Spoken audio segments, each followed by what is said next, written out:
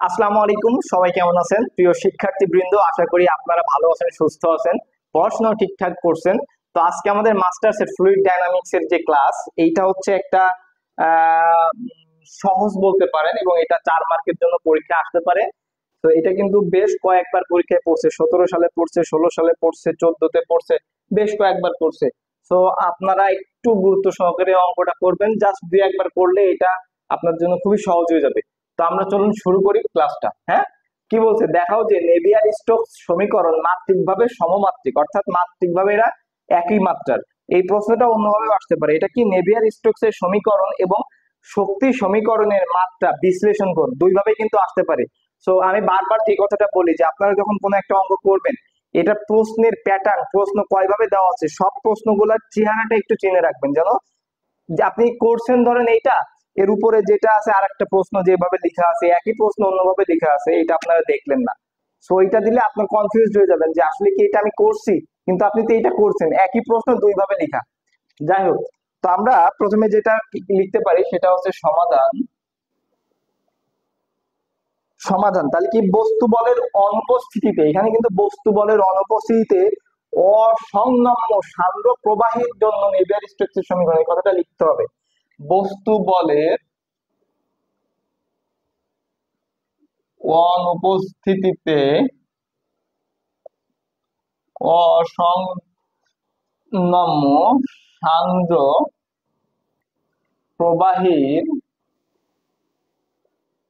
প্রবাহীর নেভিয়ার স্টোকসের স্টোকসের সমীকরণকে নিম্নরূপে লেখা যায়। সমীকরণকে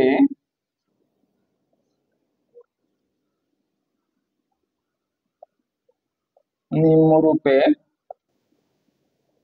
লেখা যায়। সেটা কিভাবে, আপনি এটা মুখস্থ রাখবেন। ডি কিউ বাই ডিটি সমান minus nabla p plus mu nabla square q. এটা একটু মুখস্থ রাখতে হবে সমীকরণটা। হ্যাঁ, এই সমীকরণটা একটু মুখস্থ রাখতে হবে কষ্ট করে। আচ্ছা, এখন এইখানে যা যা আছে এখানে আমরা একটু লিখবো যে এখানে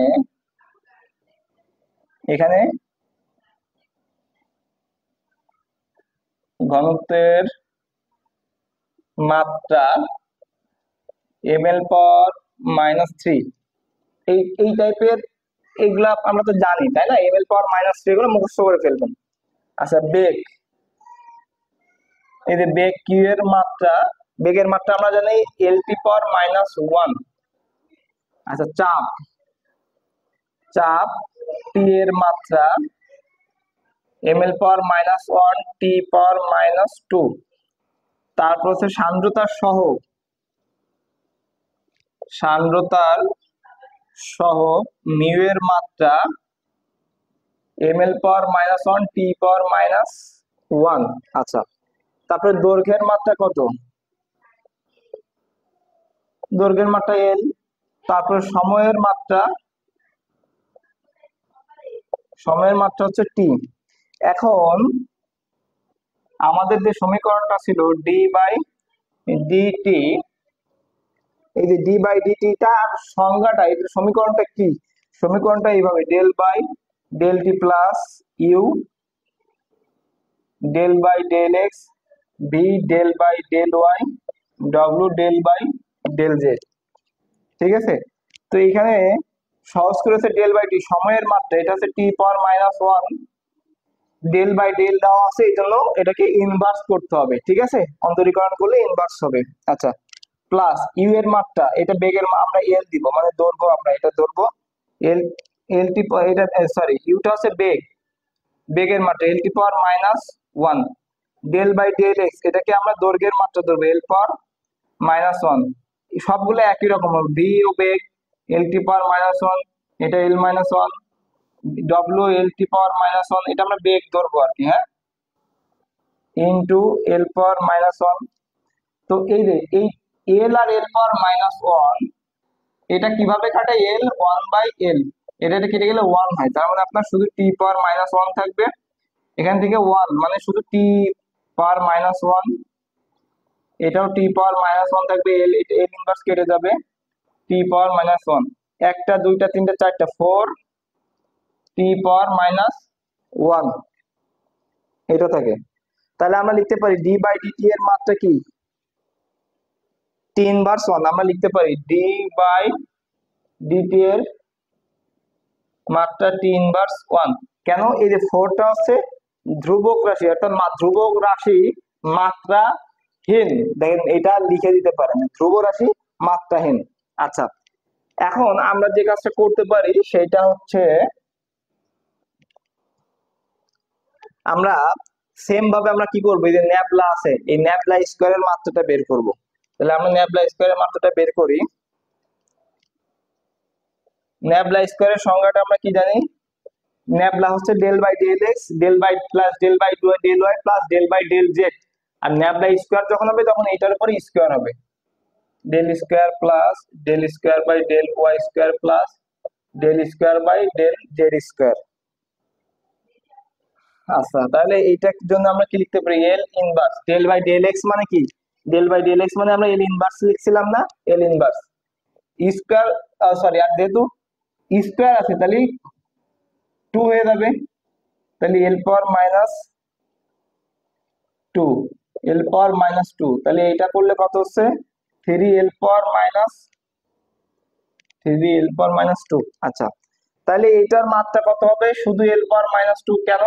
ওই যে কথাটা ওইটাই লিখে দেন একটু, যেহেতু ধ্রুবক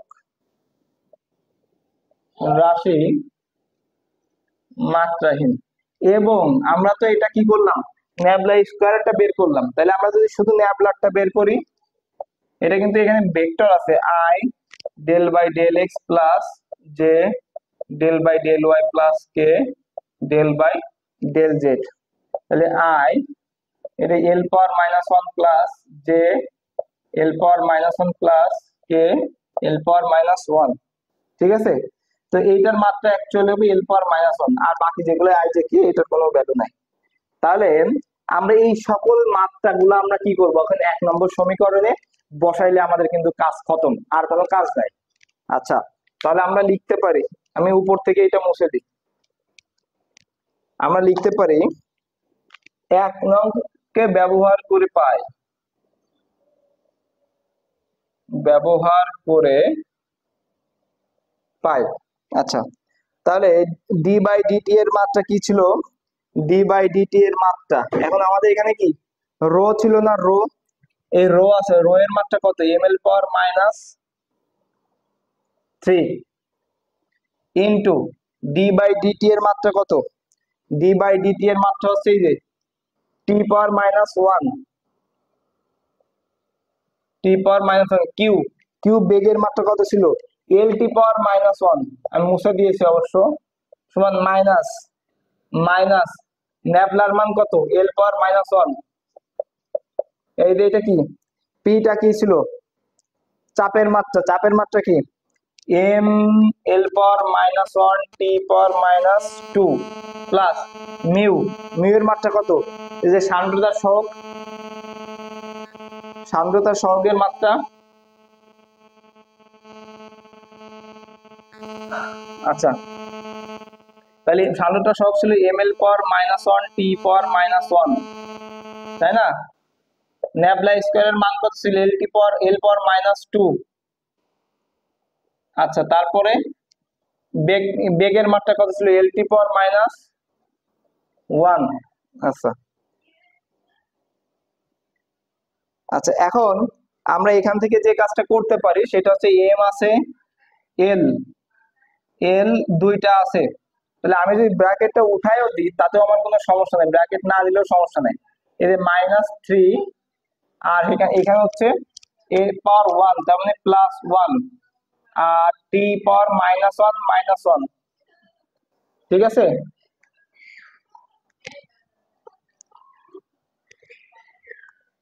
আচ্ছা, এখানে মাইনাস ছিল, এখানে এল পাওয়ার মাইনাস ওয়ান, আর এই মাইনাস ওয়ান মানে আপনার এল এর পাওয়ার আর এল এর পাওয়ার আমি যোগ করলাম, আর আমাদের কি থাকে, আমি এমটাকে প্রথমে লিখি, আর t power minus two plus m l এর পাওয়ার -1 -2 এর পাওয়ার 1, তারপরে টি ছিল টি এর পাওয়ার -1 আর এ -1, তাহলে এম এল -2 টি এর পাওয়ার -2 মাইনাস এম এল -2 টি এর পাওয়ার -2, হ্যাঁ, প্লাস এম এল এর পাওয়ার -3 আর +1, তার মানে -2 টি এর পাওয়ার -2। তাহলে দেখুন সবগুলার মাত্রা সমান হয়েছে। তাহলে লেখা যায় যা নির্দেশ করে যে নেভিয়ার-স্টোকস সমীকরণ মাত্রিকভাবে সমমাত্রিক। তো এইটা হচ্ছে আমাদের অ্যান্সার।